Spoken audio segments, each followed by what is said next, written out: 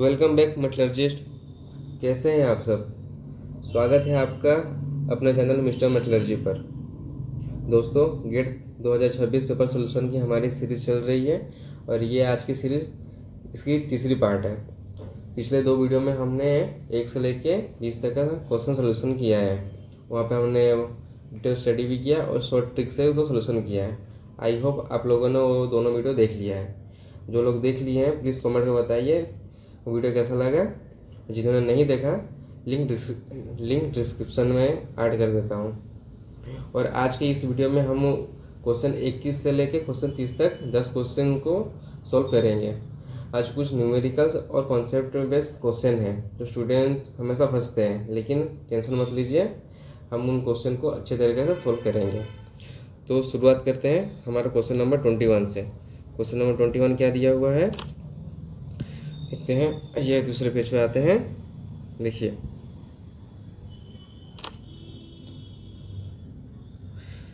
ये आपका क्वेश्चन दिया हुआ है। For a regular solution which one of the following statement is correct?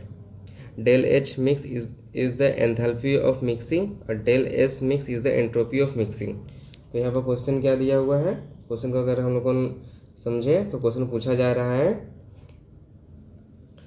Thermodynamics के रेगुलर सॉल्यूशन के लिए एंथैल्पी ऑफ मिक्सिंग और एंट्रोपी ऑफ मिक्सिंग की सही वैल्यूज़ क्या है, ये 0 है या इसका फाइनाइट वैल्यू है। तो ये सबसे पहले जानते हैं इसका कॉन्सेप्ट क्या है, इसका पीछे का। थर्मोडायनामिक्स में सॉल्यूशन के दो टाइप्स के होते हैं। पहला होता है एक आइडियल सॉल्यूशन और दूसरा होता है रेगुलर सॉल्यूशन। आइडियल सॉल्यूशन में देखते हैं, पहले आइडियल सॉल्यूशन और दूसरा है रेगुलर सॉल्यूशन। आइडियल सॉल्यूशन में डेल एच मिक्स हमेशा 0 होता है। यहाँ पर आइडियल सॉल्यूशन में डेल एच मिक्स जो है वो 0 होगा और आइडियल सॉल्यूशन में डेल एस मिक्स ये फाइनाइट होता है।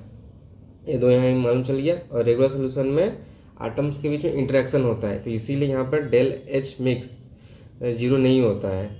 यहाँ पर डेल एच मिक्स एक फाइनाइट वैल्यू रहता है। इसका जो डेल एच मिक्स है इसका कुछ फाइनाइट वैल्यू है। और रेगुलर सॉल्यूशन में डेल एस मिक्स भी इसका आइडियल जैसे फाइनाइट रहता है। तो यहाँ पर डेल एस मिक्स भी इसका फाइनाइट वैल्यू आता है। तो इसलिए इसका सही आंसर अगर देखा जाए ऑप्शंस में दोनों फाइनाइट है। डेल एच मिक्स भी फाइनाइट रहेगा और डेल एस मिक्स भी फाइनाइट रहेगा। तो इसका सही आंसर है आपका ऑप्शन ए। यहाँ पर बोथ डेल एच मिक्स और डेल एस मिक्स का वैल्यू फाइनाइट है। और बाकी में जैसे मैं बताया यहाँ पर 0 डेल एच मिक्स 0 फाइनाइट ऐसा नहीं है। आपका सही आंसर है option A, both del H mix and del S mix are finite. तो दूसरा क्वेश्चन देखते हैं। दूसरा क्वेश्चन क्या दिया हुआ है। दूसरा क्वेश्चन में पूछा जा रहा है in binary alloy system during spinodal decomposition of field diffusion occurs. यहाँ पर क्वेश्चन पूछा जा रहा है स्पिंड्रल डिकम्पोजिशन में आटम्स का मूवमेंट कॉन्सेंट्रेशंस और केमिकल पोटेंशियल के मुताबिक कैसे होता है। तो यहाँ पहले समझते हैं स्पिंड्रल डिकम्पोजिशन क्या है। Spinodal decomposition is the phase separation mechanism where a homogeneous single phase solution spontaneously separate into two distinct phases with different composition। इसका मतलब सिंपली आप समझ लीजिए एक वाटर और ऑयल का सोल्यूशन है, तो उसको अगर हम लोग को अच्छे से मिक्स करते हैं और उसको सेक करते हैं, सेक करने के बाद कुछ देर रख देंगे तो उन लोगों को अपना अपना लेयर बाय लेयर सेपरेशन हो जाता है। उसको स्पिनोडल डिकम्पोजिशन बोलते हैं। तो इसका पीछे ये कंसेप्ट क्या है क्वेश्चन का पीछे, तो ये पहले समझ लेते हैं। क्वेश्चन पूछ रहा है एक होता है नॉर्मल डिफ्यूजन। नॉर्मल डिफ्यूजन में क्या होता है, नॉर्मल डिफ्यूजन इसमें आटम्स हमेशा हायर कॉन्सेंट्रेशन से लोअर कॉन्सेंट्रेशन की तरफ जाते हैं, इसको डाउनहिल डिफ्यूजन बोलते हैं। और अपफील्ड डिफ्यूजन में क्या होता है, अपफील्ड डिफ्यूजन में स्पिंडल डिकम्पोजिशन में उल्टा होता है, आटम्स लोअर कॉन्सेंट्रेशन से हायर कॉन्सेंट्रेशन की तरफ बढ़ते हैं। और केमिकल पोटेंशियल में क्या होता है, किसी भी स्पॉन्टेनियस प्रोसेस में डिफ्यूजन हमेशा हायर केमिकल पोटेंशियल से लोअर केमिकल पोटेंशियल की तरफ होती है। क्योंकि हमेशा अपनी गिब्स फ्री एनर्जी कम करनी होती है।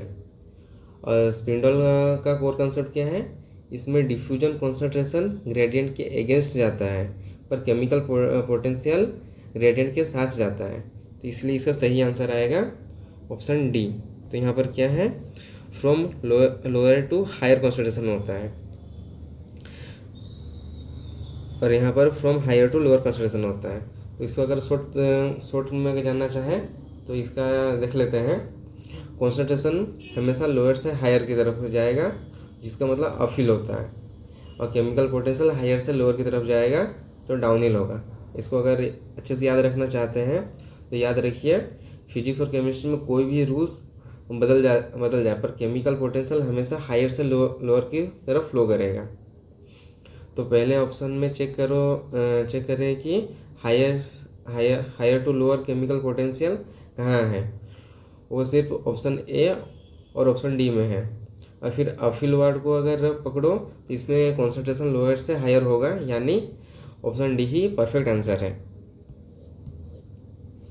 नेक्स्ट क्वेश्चन चलते हैं। नेक्स्ट क्वेश्चन क्या पूछा जा रहा है, नेक्स्ट क्वेश्चन पूछा जा रहा है, in aluminium 4% of copper alloy during isothermal ageing the correct precipitation sequence. तो यहाँ पर क्वेश्चन में क्या पूछा जा रहा है, इसमें क्वेश्चन पूछा जा रहा है एल्युमिनियम कॉपर alloy को जब एज हार्डन करते हैं तो इसकी बनती हुई प्रेसिपिटेट्स की सही सीक्वेंस क्या है, कैसे बदलता है, सीक्वेंस इसका क्या है। अगर इसको अगर हम क्या कॉन्सेप्ट समझते हैं, एल्युमिनियम कॉपर alloy में प्रेसिपिटेट हार्डन के दौरान अनस्टेबल स्ट्रक्चर से स्टेबल इक्विलिब्रियम फेज बनने तक का एक स्पेसिफिक सीक्वेंस है। तो इसका पहला सीक्वेंस आ जाएगा, तो पहले फेज बनता है, पहले में आता है super saturated solid solution. Super saturated solid solution ये क्या होता है, शुरुआत में क्वेंचिंग के बाद आटम्स रैंडमली डिस्ट्रीब्यूटेड होता है। इसके बाद क्या आता है, इसके बाद आता है जीपी जोन। जीपी जोन क्या है, गुनियर प्रेस्टन जोन्स, तो आप जीपी जोन ही याद रखिए। जीपी जोन सबसे पहले कॉपर आटम्स क्लस्टर बनते हैं जो फुल्ली कोहेरेंट होते हैं मैट्रिक्स के साथ। और तीसरा में क्या बनेगा, तीसरा बनेगा थीटा डबल डैश। इसके बाद थोड़ी बड़ी fully coherent disc like precipitates बनते हैं। यहाँ पर थोड़ी बड़ी और फुल्ली कोहेरेंट डिस्क टाइप बनते हैं। और थीटा डैश सिंगल डैश में क्या बनेगा, एजिंग बढ़ने पर सेमी कोहेरेंट फेज बनती है जो लैटिस डिस्टोर्शन बढ़ाता है। और इसके बाद बनेगा थीटा फेज। थीटा फेज में क्या है, फाइनली CuL2 स्टेबल हो जाता है और फुल्ली कोहेरेंट इक्विलिब्रियम बनते हैं। तो अगर इसका देखा जाए सीक्वेंस, और फिर से डाउन देखिए, जीपी जोन पहले इसको, तो इनिशियल में हम लोगों ने जीपी जोन हुआ, फिर थीटा 2, थीटा 1, फिर थीटा। तो इसका सही आंसर कौन सा आता है, option D. Option D is the correct. Next question देखते हैं। नेक्स्ट क्वेश्चन क्या पूछा जा रहा है, after cold working of A metallic specimen during the recovery stage is electrical conductivity. तो यहाँ पे क्या पूछा जा रहा है, यहाँ पर पूछा जा रहा है कि कोल्ड वर्किंग के बाद जब मेटल को एनेलिंग या शुरुआती स्टेज में हीट करते हैं तो उसकी इलेक्ट्रिकल कंडक्टिविटी में क्या असर आता है। तो इसको अगर समझे तो पहले आएगा कोल्ड वर्किंग का इम्पैक्ट क्या होता है, पहले वो समझते हैं। कोल्ड वर्किंग में होता क्या है, जब किसी मेटल को कोल्ड वार्क किया जाता है तो उसमें पॉइंट डिफेक्ट्स और डिसलोकेशन बहुत ज़्यादा बढ़ जाती है। ये डिफेक्ट्स इलेक्ट्रॉन के रास्ते में रुकावट बनते हैं जिससे मेटल इलेक्ट्रिकल कंडक्टिविटी कम हो जाती है।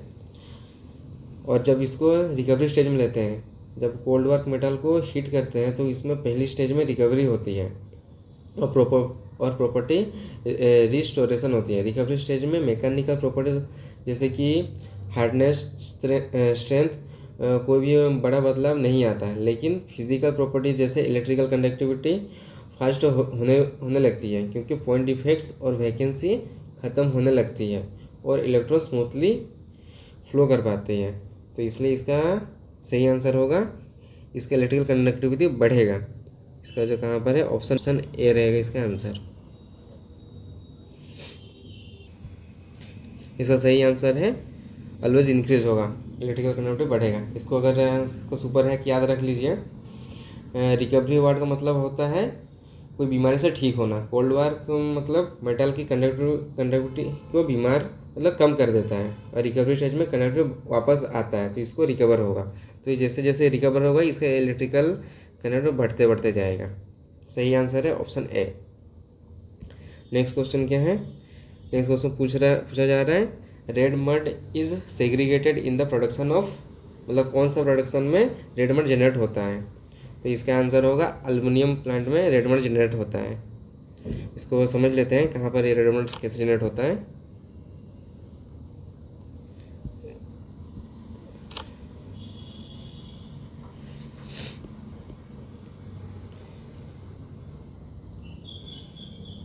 एक्सट्रैक्टिव मेटलर्जी के डायरेक्ट क्वेश्चन का कॉन्सेप्ट को पहले समझते हैं।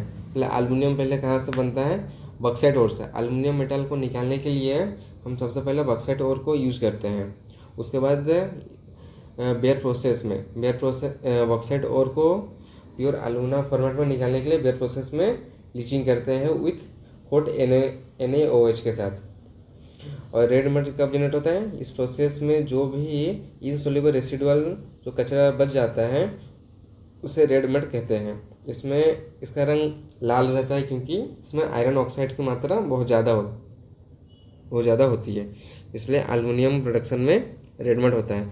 और हाँ याद रखिए यहाँ पर रेड मड लिखा हुआ है मतलब क्या, आयरन नहीं समझ देंगे, क्या है कि यहाँ पर रेड मड या जो वेस्ट है, वेस्ट का एल्युमिनियम का वेस्ट निकलता है आयरन। नेक्स्ट क्वेश्चन देखते हैं इसका। नेक्स्ट क्वेश्चन पूछा जा रहा है residual stress present in the metal can be determined by which one of the following technique. मतलब जो रेसिडुअल स्ट्रेस है मेटल का कौन सा टेक्निक से हम लोग देख सकते हैं। इसका कॉन्सेप्ट को पहले समझ लेते हैं।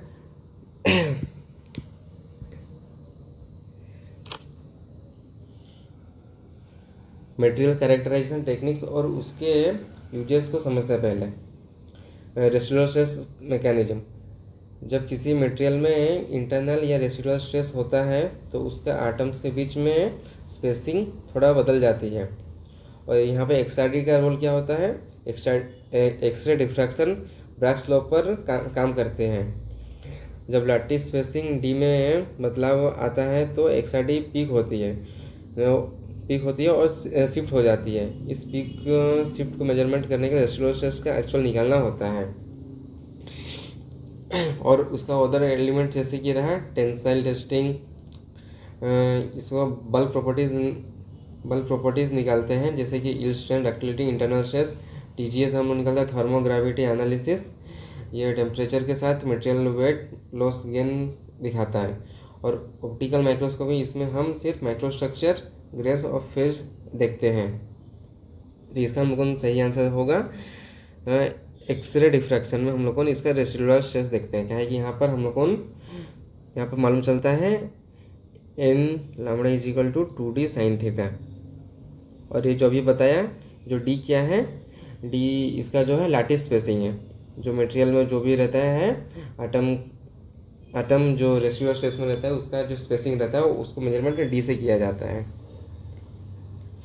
इसका अगर ये जल्दी याद रखने के लिए आप ये याद रख सकते हैं, रेसिडुअल स्ट्रेस मतलब जब भी क्वेश्चन में रेसिडुअल स्ट्रेस निकालने को आए और नॉन रेसिडुअल टेक्निक पूछी जाए, आंख बंद करके एक्सआरडी पर टिक कर दीजिए, क्योंकि यहीं पर ही इसका जो एक्सआरडी डिफ्रैक्शन पीक्स का शिफ्ट होना ही इंटरनल स्ट्रेस का सबसे बड़ी निशानी होती है।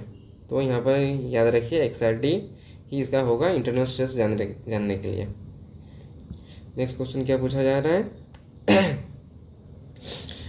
In a convective heat transfer of laminar flow over a flat plate, Nusselt number is the function of Reynolds number and Fredholm number.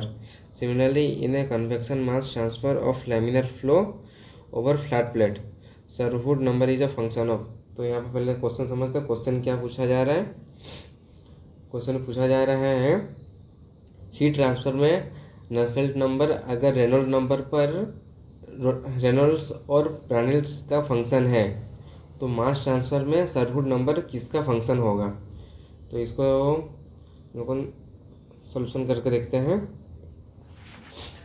Transfer phenomena में heat transfer और मास ट्रांसफ़र के बीच में बहुत सिमिलरिटी होती है। Heat transfer side laminar flow over a flat plate, convection heat transfer parameter दो चीज़ों पर निर्भर करती है। फ्लूइड फ्लो के लिए हम लोग को देखते हैं, एक सेकेंड।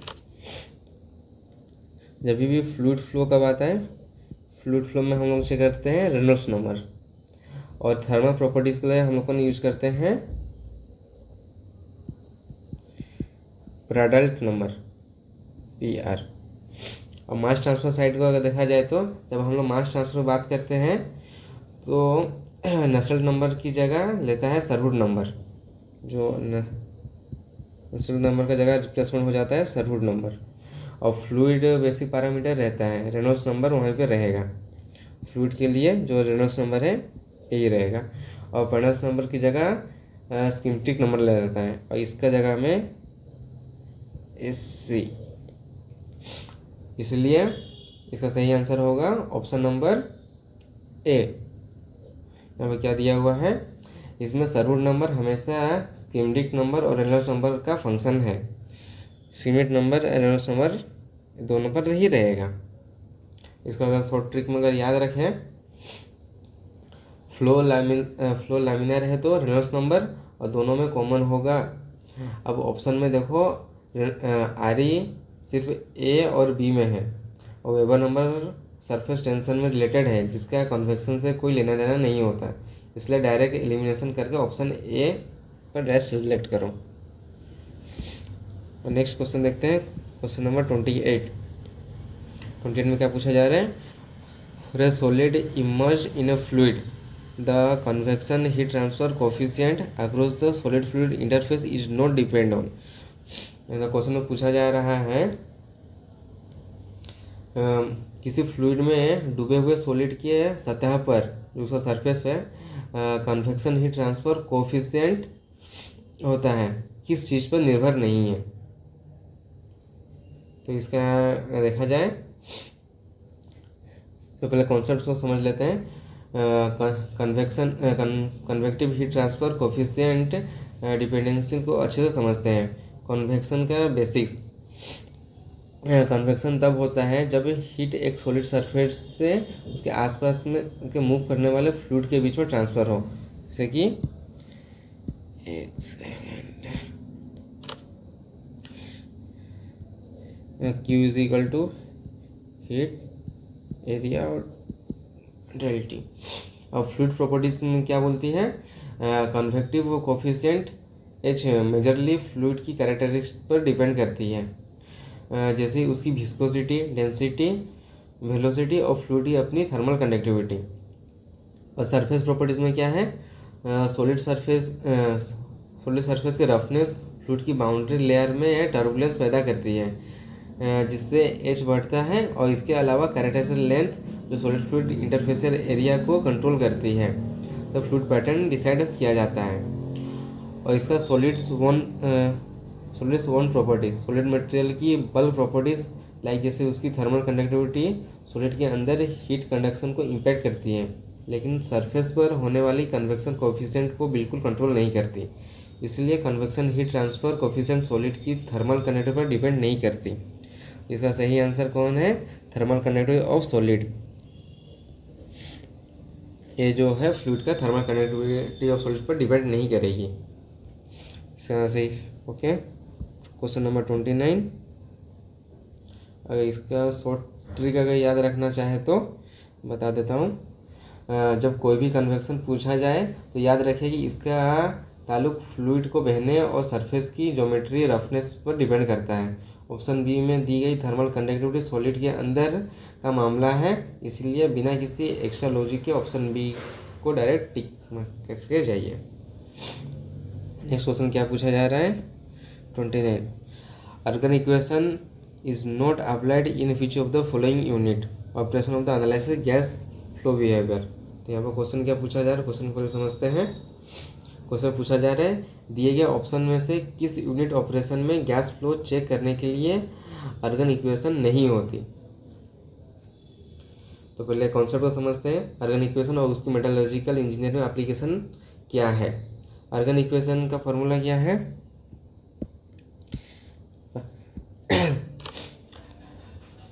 ये इक्वेशन किसी भी पैक बेड जैसे कि सॉलिड पार्टिकल्स का ढेर के अंदर के जब फ्लूइड गैस या गैस लिक्विड फ्लो करते हैं तो उसमें होने वाली प्रेशर ड्रॉप को कैलकुलेट करने के काम में आती है।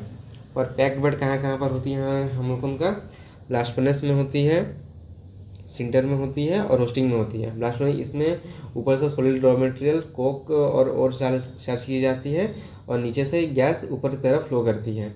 ये एक परफेक्ट पैक बेड है, रिएक्टर है, इसलिए यहाँ पर अर्गन इक्वेशन यूज होगी।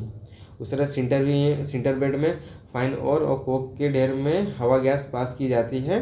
तो ये भी यहाँ पर पैक बेड है, यहाँ पर अर्गन इक्वेशन यूज होगी। और रोस्टिंग में रोस्टर में सॉलिड और पार्टिकल्स के बेड के बीच ऑक्सीडाइजिंग गैसेस पास की जाती है। अभी पैक्ड बेड फ्लूइडाइज बेड कंडीशन है। तो ये जो यहाँ पर यूज होती है, यहाँ पर यूज होती है, यहाँ पर यूज होती है। पर एलडी कन्वर्टर में क्या होती है में सॉलिड पार्टिकल्स का कोई बेड नहीं होता। इसमें मोल्टेन आयरन के बड़े वेसल में होता है। ऊपर से ऑक्सीडाइजिंग लेंस के जरिए हाई स्पीड ऑक्सीजन गैस को लिक्विड बाथ में ब्लो किया जाता है। तो यहाँ पर क्या है फ्लूइड सॉलिड पार्टिकल्स के बीच पास नहीं होता, इसीलिए अर्गन इक्वेशन से यहाँ पर कोई लेना नहीं है। तो इसका अर्गन इक्वेशन ब्लास्ट फर्नेस में यूज होगा, सिंटर में यूज होगा, रोस्टिंग में यूज होगा, पर एलडी में नहीं हो पाएगा। तो यहाँ पर क्या पूछा जा रहा है नोट अप्लाइड। तो नोट अप्लाइड कहाँ पर होगा एलडी में होगा। तो इसका सही आंसर है एलडी कन्वर्टर में अर्गन इक्वेशन यूज नहीं होगा। इसको अगर इजीली याद रखना चाहते हैं, जब भी पेपर में अर्गन इक्वेशन दिखे तो दिमाग में तुरंत लाए कि पैक्ड बेड और सॉलिड पार्टिकल्स का बेड है। ब्लास्ट फर्नेस, सिंटर और रोस्टिंग तीनों में सॉलिड पार्टिकल्स का बेड पैक रहता है, इसलिए जहाँ पर गैस गुजरता है। एलडी कन्वर्टर में सब लिक्विड में रहता है, जहाँ पर गैस पास करने का कोई पाथ है ही नहीं। तो इसका डायरेक्ट आंसर आपका होगा एलडी कन्वर्टर। जहाँ पर लिक्विड रहेगा वहाँ पर ये पास नहीं करेगा। चलिए नेक्स्ट क्वेश्चन देखते हैं। 30 नंबर क्वेश्चन में क्या दिया हुआ है। 30 नंबर क्वेश्चन पूछ रहा है choose the correct option. Here A is the Helmholtz free energy, G is the Gibbs free energy. तो ऑप्शन पहले पढ़ लेते हैं। ये provides a criterion for equilibrium in a system with constant temperature and constant pressure. G provides a criteria for equilibrium in a system with constant temperature and constant pressure. A provides a criterion of equilibrium in a system with constant temperature and constant volume. Option D में है G provides the criteria for equilibrium in a system with constant temperature and constant volume. तो पहले यहाँ पर समझते हैं question में पहले क्या पूछा जा रहा है। हेल्महोल्ट्ज फ्री एनर्जी और गिब्स फ्री एनर्जी इक्विलिब्रियम में किन किन कांस्टेंट कंडीशन पर काम करते हैं। ये एमएसक्यू क्वेश्चन है ये वाला, ये ध्यान देंगे। यहाँ एमएसक्यू यहाँ पर मल्टीप्लिकेशन 4 ऑप्शन में से 2 भी हो सकता है, 3 भी हो सकता है, या 4 भी हो सकता है, या 1 भी हो सकता है। ऐसा कुछ नहीं है। तो इसको पहले हम लोग को इसको समझते हैं क्या है। थर्मोडायनामिक्स में इक्विलिब्रियम एंड स्पॉन्टेनियस चेक करने के लिए अलग अलग क्राइटेरिया होते हैं जो कांस्टेंट वेरिएबल्स पर डिपेंड करते हैं। तो यहाँ पर जो पहला दिया है हेल्महोल्ट्ज फ्री एनर्जी, जो इसका फॉर्मूला होता है A is equal to U minus T S. A is equal to U minus T S होता है जब सिस्टम में टेम्परेचर और वॉल्यूम कांस्टेंट होता है, तब इक्विलिब्रियम पर डी इज इक्वल टू 0 होता है। और इसके लिए डी ए लेस देन 0, इसलिए ए कांस्टेंट और ए कांस्टेंट टी और भी का क्राइटेरिया है, इसलिए ए जो है कांस्टेंट टी और भी टेम्परेचर और वॉल्यूम का क्राइटेरिया है। उसी तरह गिब्स में इसका फॉर्मूला है G=H-TS। तो यहाँ पर क्या होता है, टेम्परेचर और प्रेशर यहाँ पर कांस्टेंट होता है, तब इक्विलिब्रियम DG=0 होता है, इसलिए DG <0। हमेशा ज़्यादातर मेटलर्जिकल रिएक्शन ओपन एटमॉस्फेयर में कांस्टेंट प्रेशर पर होते हैं, इसलिए जी सबसे ज़्यादा यूज होता है। इसीलिए स्टेटमेंट बी और सी बिल्कुल सही है। स्टेटमेंट बी और सी में क्या दिया हुआ है देख लेते हैं पढ़ के। स्टेटमेंट बी और सी ये दोनों सही आंसर है। G provides the criteria of the equilibrium system with a constant temperature and constant pressure. जो अभी बताया यहाँ पे जी कांस्टेंट टेम्परेचर और प्रेशर पर डिपेंड है। और ए प्रोवाइड्स द जो हेल्महोल्ट्ज़ फ्री एनर्जी है equilibrium system constant with temperature and volume, जो बताया टी एंड वी जो था। तो इसका सही ऑप्शन है ऑप्शन बी और सी। तो अच्छे से देख लीजिए ऑप्शन बी एंड सी। तो आज के लिए बस इतना ही। आई होप वीडियो आपको अच्छी लगी हुई हो। प्लीज़ लाइक शेयर और सब्सक्राइब जरूर करिए, और पिछला जो वीडियो नहीं देखे हैं उसको भी देख लीजिए। और आगे ही जल्द से जल्द ट्राई करूँगा 31 से लेकर आगे बढ़ने के लिए। बाकी आज के लिए बस इतना ही। Okay bye.